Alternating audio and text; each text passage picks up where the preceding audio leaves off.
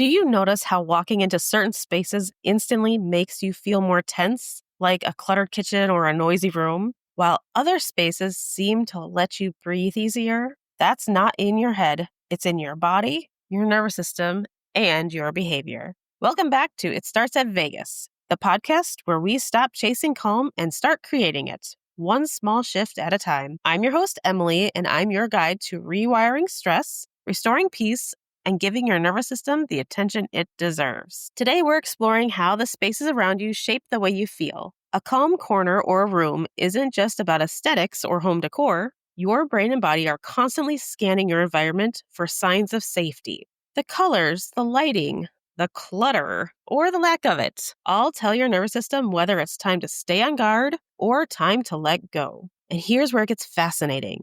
The vagus nerve, the superhighway between your brain and your body, responds to those signals. A cluttered, noisy room can nudge the vagus nerve into retreat. Calm, predictable space tells the vagus nerve you're safe now, allowing your heart rate to slow, your digestion to come back online, and your body to rest. By the end of this episode, you'll see how creating even one calm corner in your home can lower your stress, help you breathe easier, and gently train your body to remember what safety feels like. Let's start by talking about the spaces that we're in.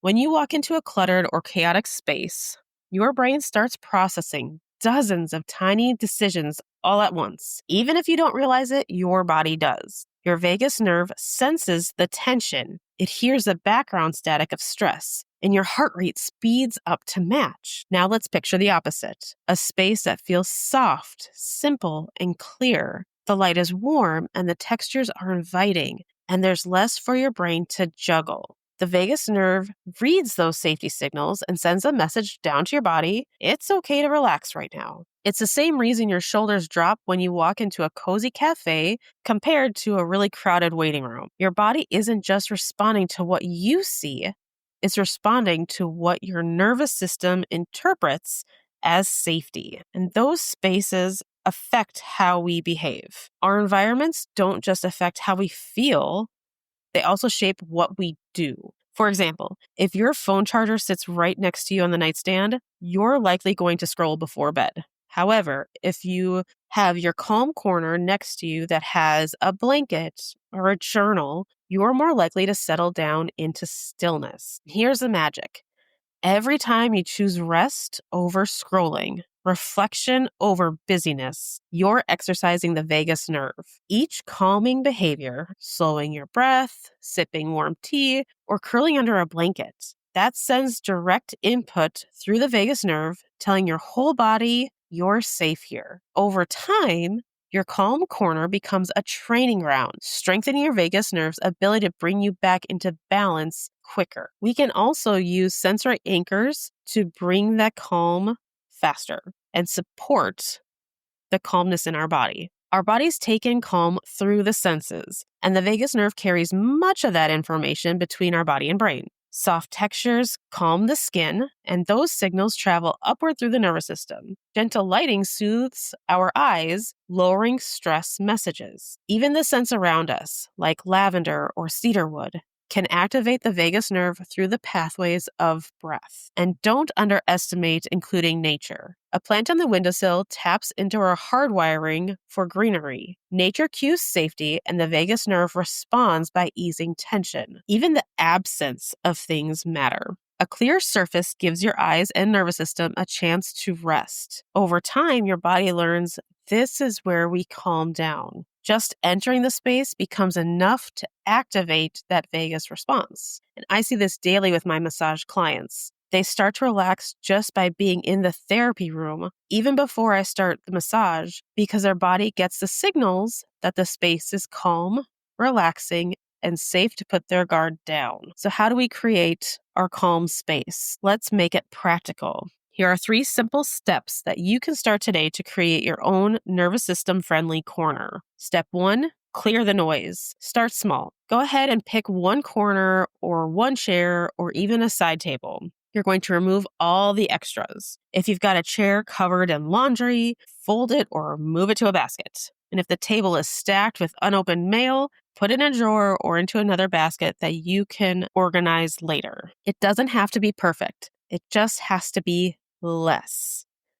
Every object your eyes land on is another loop for your brain, another silent to-do list. Fewer items equal fewer stress signals. Think of it like your mind has too many tabs open in a browser. Clearing the clutter is like hitting that little X on the tab so you don't need it. Suddenly, your nervous system can run smoother. Next, we're going to anchor the senses. Bring in one calm cue for each of your senses. For sight, we can swap harsh over light for a lamp with a warm bulb or a candle on the table. Even a single plant by the window shifts the mood. Next one is going to be sound. Turn off background noise and replace it with something intentional, like a soft playlist or a white noise app, even if you like the sound of the stillness of your own home. Next, we're going to include touch. This is where we can add those soft blankets or a cushion, or even a nice rug under your feet. Your body will crave the invitation to sink into comfort. Last, we're going to address smell.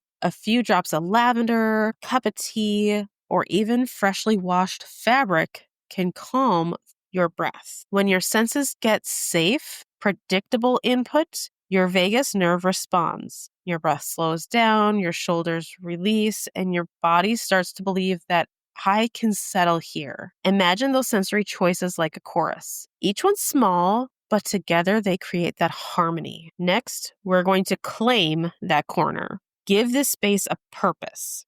It doesn't have to be the whole room. It can be a single chair or a floor cushion in the bedroom. It doesn't matter what it is. We're going for consistency and easy so that every time you return to this spot for journaling or a few minutes of breathing, your body learns that this is where calm happens. And over time, you won't need those extras.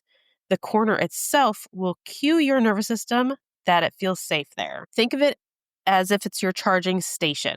Just like your phone needs to recharge when you plug it into the same spot, your nervous system recharges faster every time you sit in your calm corner. What I want you to get out of this episode today is that you need to recognize that your environment is not neutral. Every corner of your home is sending messages to your nervous system, either to stay on alert or to settle into safety. And my hope is that your home can become default safety by just being there, that your nervous system can relax. Because clutter is mental static. The calm spaces, they're like reset buttons for your vagus nerve. They don't just change how a room looks, they change how your body feels. Creating a calm corner doesn't require a remodel. It's as simple as soft lighting and adding a texture that you love, clearing away what distracts you, and returning often enough that tells your body that it has the ability to learn that this is a place where I can breathe freely. Over time, your vagus nerve will get faster at bringing you into that calm simply because you've trained it in that space.